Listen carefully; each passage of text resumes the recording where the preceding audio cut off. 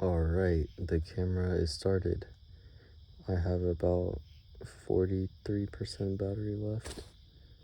And I'm asleep. Well, I'm not asleep, I'm awake, but I'm in my car. So if you hear crickets, that's why. And the person I'm talking to, oh yeah, it's darkness, but you already know that. Because I'm for real just talking to myself. Because I'm the only one that's going to watch this. Okay. So the plan is I'm going to just try to go to sleep while talking about absolutely nothing. And the reason I'm doing this is because I said I was going to, and I think people thought I was joking. And I probably intended to be joking. But you know what? Sometimes I do things for no reason. And so this is gonna be unedited and just purely me talking until I'm asleep. And so yeah.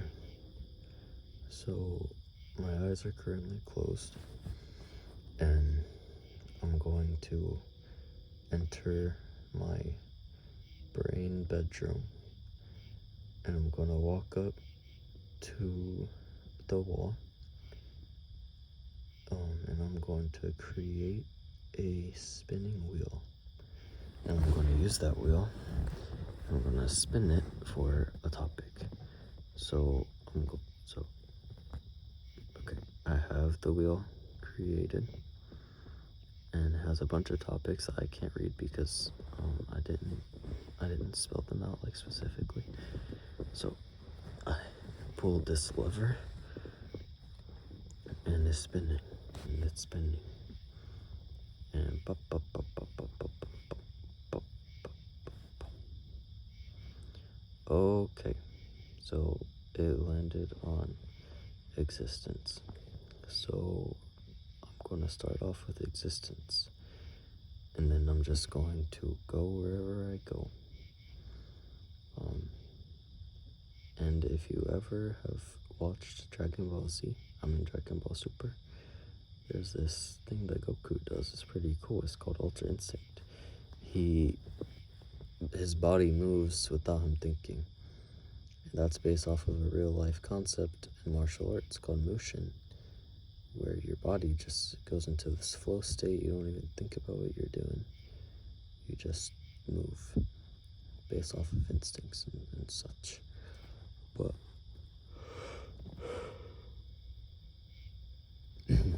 that is not quite what's happening here, but it's very similar.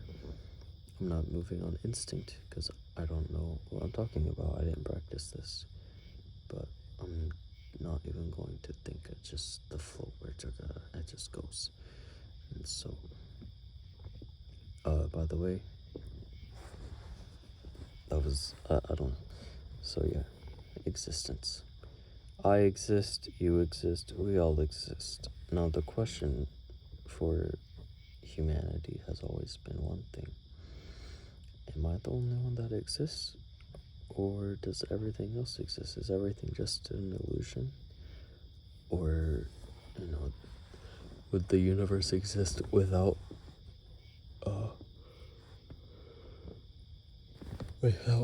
me as the observer? Now the answer to this is obviously yes, the universe would still exist. You're not the main character. But it, to an extent it wouldn't exist because the universe to you is how do I put this? Everything in this universe, your experience of the world, is tailored specifically through the lens of you. You don't know the true essence of anything, including yourself. You only know how you relate to things from your consciousness. So for instance, you don't know the essence of gravity. You just know how how gravity affects you and what you observe through your consciousness. You don't know the true essence of yourself either. You just know the essence of yourself in relation to your perception of yourself. And so, you don't really know what's real and what's not. You just know what you perceive and what you don't perceive. Is that the right word? Perceive? Perception, perceive. Yeah. It's like very late at night and I can't sleep. So anyway, yeah, you perceive or you don't. And what you don't perceive to you might as well not exist. Now, it can indirectly exist in your reality because, and I believe there's only one objective reality, but we all view that reality through a different lens. And so, if I perceive something that you don't, to you it might not exist until I bring it into your reality. And the way I would do that would be by telling you about my perception. Because then, whether I'm a robot or not, whether I'm a conscious human being or not, I am still an object, for a lack of a better word, that you perceive in your reality. And I'm bringing the knowledge of my perception into your mind, making my perceptions part of your reality insofar as that I explain them to you. So, okay, where can I go with this? So it's probably best for society to treat everyone and everything as if it does and would exist without you. You shouldn't just murder a billion people and then kill yourself and be like, oh, well, it's fine because I just ended the world. No, there's still 7 or 6 billion other people in the world. So, again, you're not Goku. You're not the main character. Just chill out. So, where can we go with this?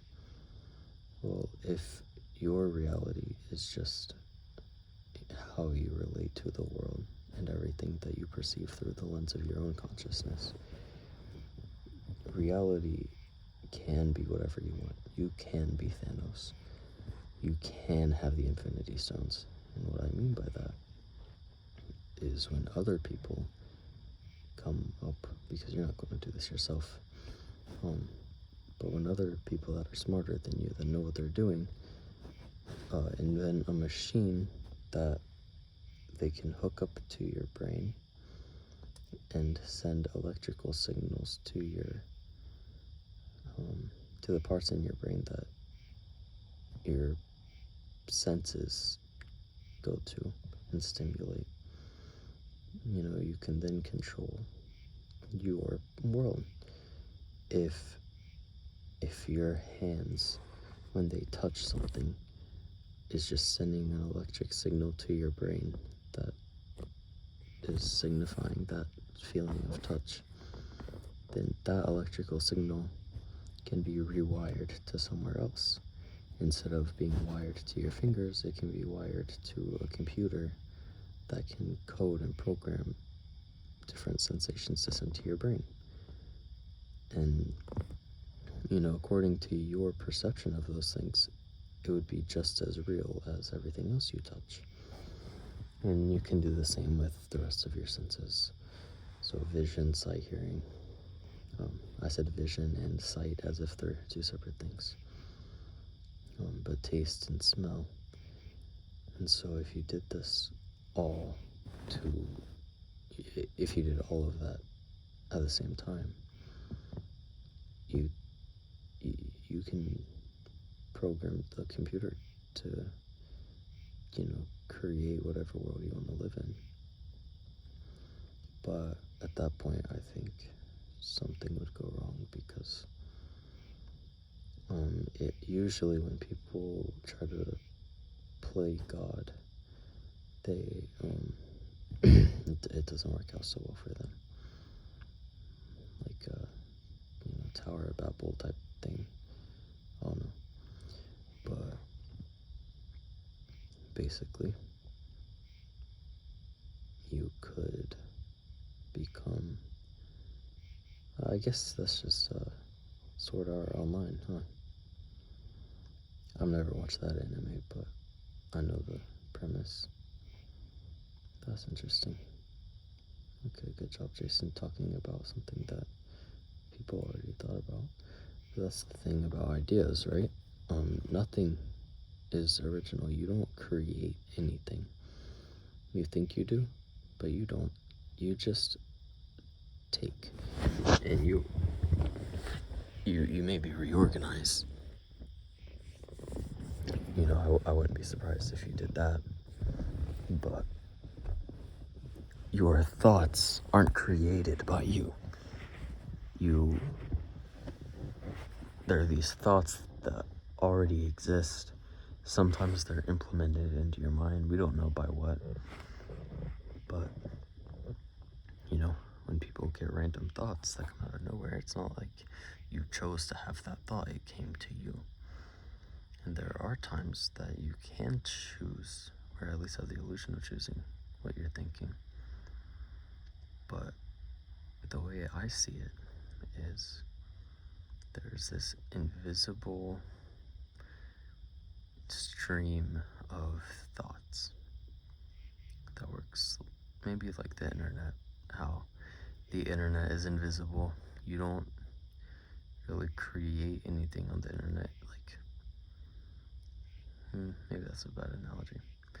Basically, the way I view thinking is you can go to the internet, go on Google or any web browser, and you type in a topic that you want to focus on.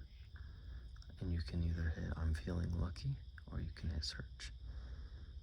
Let's say you hit I'm feeling lucky. You don't choose where it goes, you just know the topic. And that would be the equivalent of just letting thoughts stream into your mind based off of just a topic. Or you can hit search, and then you can filter out yourself which sites or searches match kind of what you're aiming for. So where you focus is kind of what your thoughts are.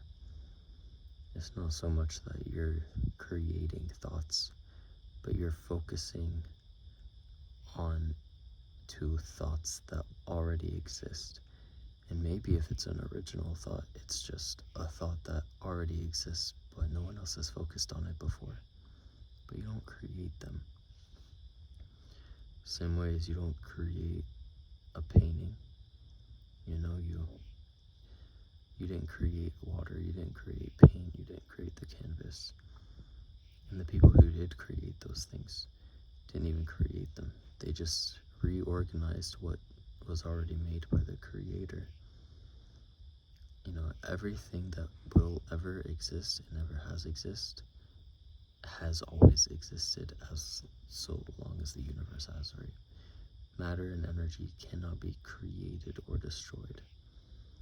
So everything that exists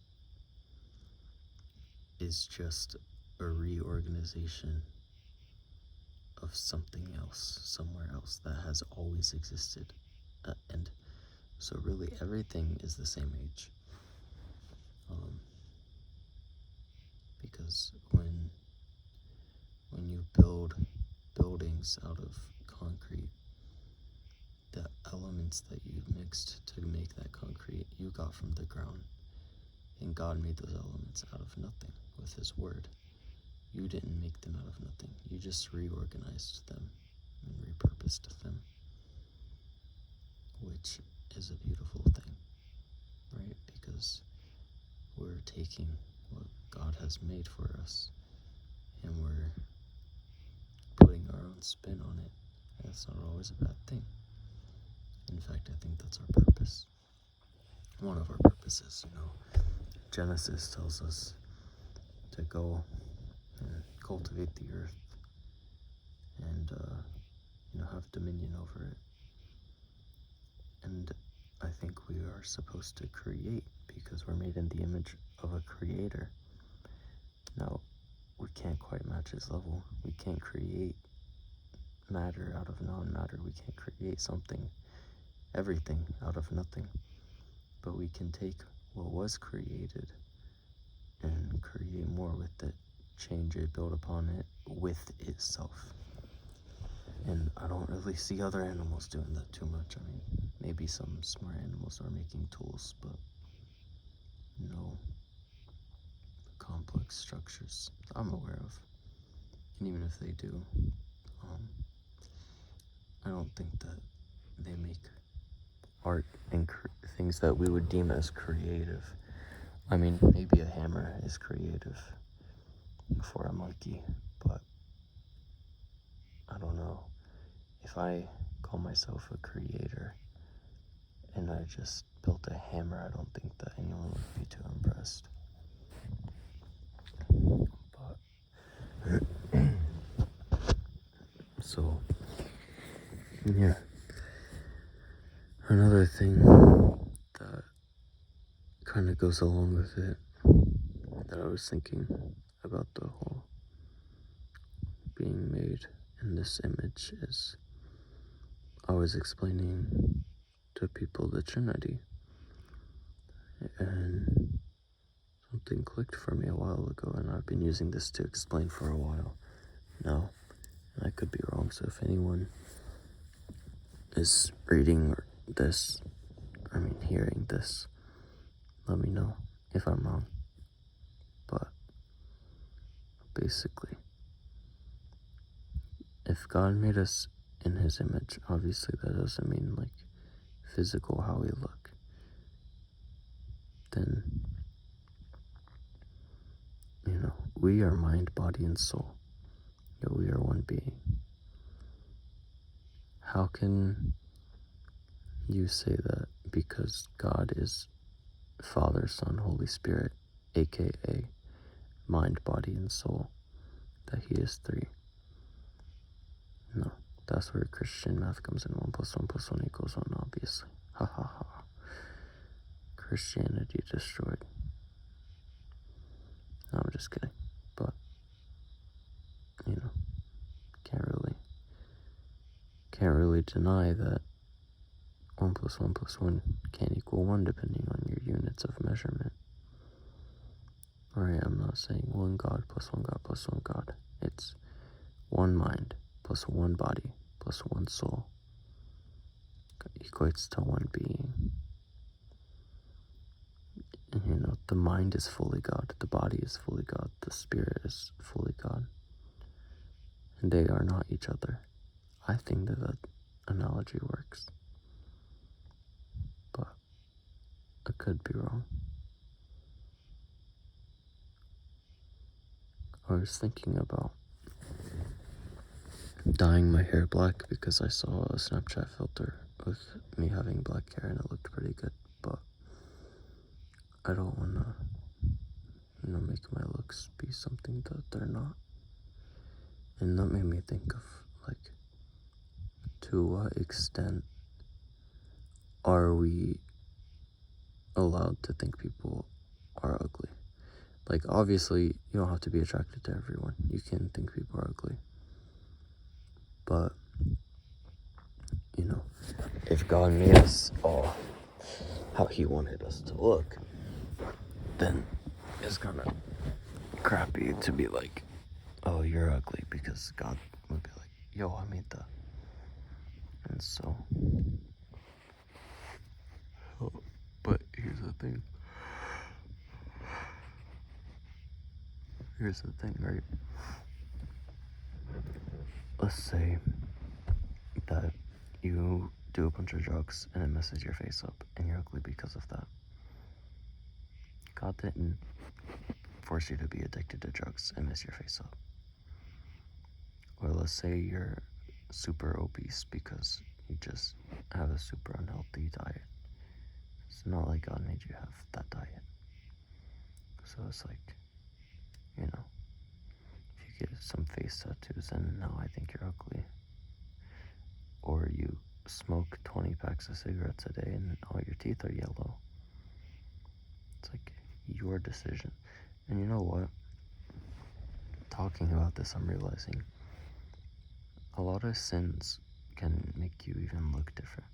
Everything that makes you look ugly by your own doing stems from sin of some sort,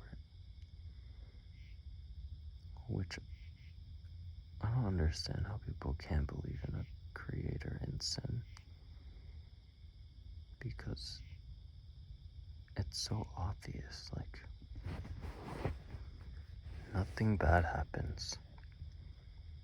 Nothing bad ever happens from following God's law. Or nothing at least morally corrupt happens. I mean, yeah, there's uncomfortable circumstances that no one wants to be in, but guess what? That's better than going to hell.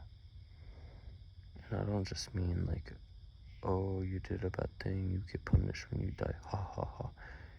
No, I mean, when you do bad things, because look, you are going to act as the body of one thing or another. You're either going to allow God to act through you, or the devil and demons are going to act through you. And if you're doing evil stuff, the demons are acting through you. And, if you're doing good stuff, God's acting through you. So, even if you do something sinful that might not seem very harmful, it's not God's morals. If you break God's morals, you're one step closer to communing with the demons. And that is not good for anyone. It's torture and suffering. Demons probably hate their life. It would suck to be a demon. They're just, pulling us all down. It's like, look, bro, you chill out.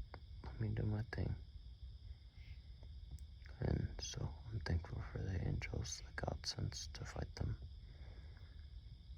And I'm thankful for the strength that He gives us. As should you guys. And I think that if any of you are hearing me talk and are like, Jason, you're whack, what are you saying? Just pray. Just be like, yo, God. Maybe a little bit more formal than that. Maybe don't say, yo, God, but like, kneel on the ground. Get on both knees. And pray out to God. And just come to Him sincerely with an open mind and an open heart. And confess your sins to Him. Tell Him, you acknowledge that you're a sinner. And just repent. And, in that moment, whether you believe yet or you don't, just ask Him to show you His church. That's what I did. Just be like, God, if you're real, and only do this if you're being genuine. Like, if you genuinely want this. Because He knows your heart. He knows your thought life. So if you're in a good place to do this, then do it. Come to Him, genuinely. Be like, God, I've went my whole life, or however long, not believing in you, or believing in another religion, just whatever. And be like, but I want you to show me the true church. I want you to make me perfect as you are. Not by nature, but by grace. Have mercy on me. Use me if you wish. And just lead me to you. And then, surely enough, He'll answer your prayers. Seek and He shall listen. If you're seeking, you'll hear. And if you have ears to hear, you'll hear. Now it might take you multiple times to hear, but whether you hear or don't hear, I don't know. I think it depends on where your heart's at and where you are spiritually. Are you mature enough to understand these concepts? And hopefully you are, because if not, it's awkward. But yeah, I don't really know what I'm talking about anymore. But in my head, I see a box of gears and a big Fortnite logo, and an airplane flying across the map towards me from California. And on the side, I see a broken tire. So I'm going to ask God to please let